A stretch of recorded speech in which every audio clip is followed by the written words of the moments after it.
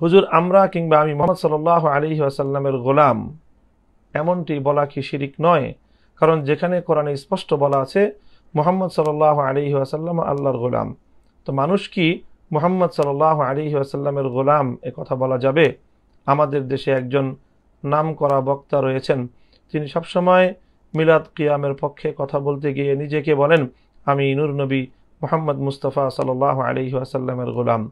কথাটা কি শিরক কিনা বিষয়টি জানাবেন। প্রিয় দর্শক, আমরা জানি যে গোলাম শব্দটি এটি আসলে আরবিতেও এক শব্দ ব্যবহার হয়, আবার গোলাম শব্দটি ফার্সি ভাষায় ব্যবহার হয়, এবং দুই ভাষায় গোলাম শব্দের অর্থ সম্পূর্ণ ভিন্ন ভিন্ন।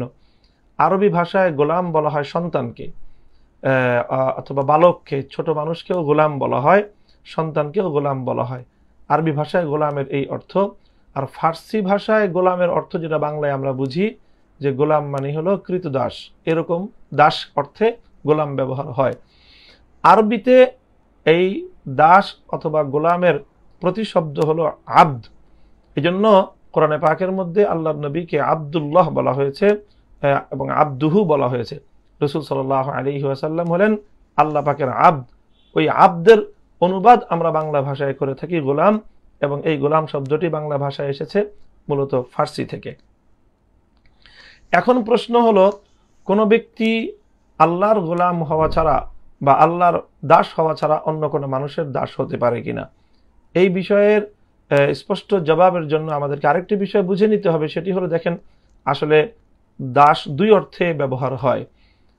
যেমন আল্লাহ রসুলের যুগেও, ইসলামের প্রথম যুগেও দাস প্রথা বিদ্যমান ছিল। সেখানে একজন মানুষ আরেকজনের কৃতদাস হিসেবেও থাকতো।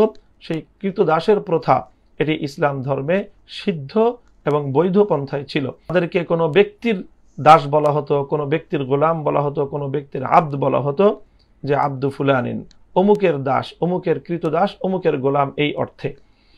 আবার আল্লাহ পাক রব্বুল আলামিনের আব্দুল্লাহ ওয়া রাসূলুহু আব্দুহু, আল্লাহ পাকের দাস এই অর্থেও ব্যবহার হয়। তাহলে কোনো মানুষের দাস হতে পারে না, এটা ঠিক একেবারে সম্পূর্ণ এভাবে বলা যায় না। তবে যেই অর্থে আল্লাহর দাস, সেই অর্থে মানুষ অন্য কোনো মাখলুকের দাস হতে পারে না।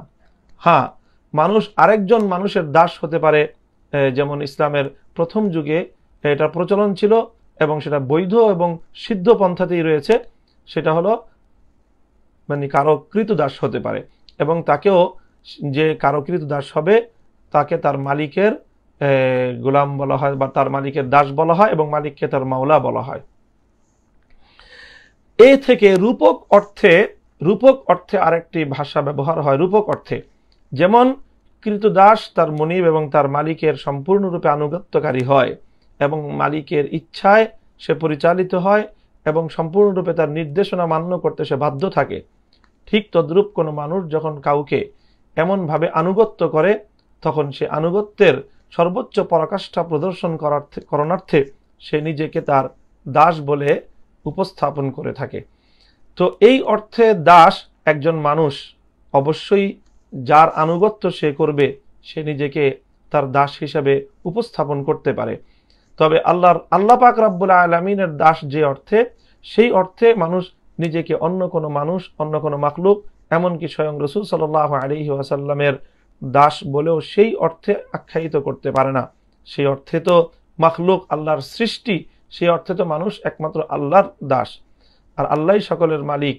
কিন্তু এই যে আনুগত্যের অর্থে, যেটা রূপক অর্থে ব্যবহার হয়, যে কৃতদাসের অর্থ থেকে যে অর্থটা এসেছে, যে মানুষ, যে মুনিবের যেমন আনুগত্য করত কৃতদাসরা, ঠিক তদ্রূপ কেউ যখন কাউকে এভাবে আনুগত্য প্রদর্শন করতে চায়, সম্মান প্রদর্শন করতে চায়, ভক্তি প্রদর্শন করতে চায়, তখন তাকে নিজের মুনিব এবং তাকে তার দাস হিসাবে আখ্যায়িত করতে পারে। আল্লাহ রসুল সাল্লাল্লাহু আলাইহি ওয়াসাল্লামের গোলাম হিসেবে যে ব্যক্তি নিজেকে সাব্যস্ত করেছেন, তিনি একজন আলেম হন বা যেই হন, একজন আলোচক হন, তিনি এই অর্থেই ব্যবহার করেছেন যে নবীর গোলাম মানে হলো আমি আল্লাহ নবীর পরিপূর্ণরূপে আনুগত্যকারী। কাজে এই অর্থে আল্লাহ রসুল সাল্লাল্লাহু আলাইহি ওয়াসাল্লামের গোলাম যদি নিজেকে কেউ বলে, দাসত্বকারী অর্থাৎ আনুগত্যকারী, তাহলে এটা শিরক হওয়ার কোনো কারণ নেই এবং এটা এভাবে বলতেও আপত্তি থাকার কোনো কারণ নেই। প্রিয় দর্শক, যেমন নাকি আমরা হযরত আলী কাররামাল্লাহু ওয়াজহাহু থেকে অথবা বিভিন্ন সাহাবীদের থেকে এই ধরনের বিভিন্ন বিবরণ পাই। একটি বিবরণ রয়েছে, আনা আব্দু মান আল্লামানি হারফান ফাহুয়া মাওলায়া ইনশাআ বাআনি ইনশাআ বাআ ওয়া ইনশাআ আতাকা ওয়া ইনশাআ ইস্তারাক্কা। তিনি বলেছেন, যে ব্যক্তি আমাকে কিছু শিক্ষা দিল আমি তার দাস, সুতরাং সে আমার মালিক, আমার শিক্ষক, আমার উস্তাদ, আমার মুনিব। তিনি চাইলে আমাকে তার দাস হিসেবে রেখে দিতে পারেন, চাইলে আমাকে মুক্ত করে দিতে পারেন।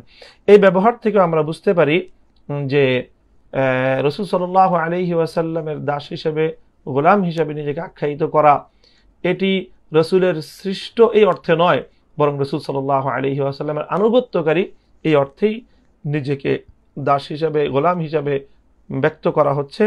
এতে আপত্তির কোনো কিছু আমি দেখছি না।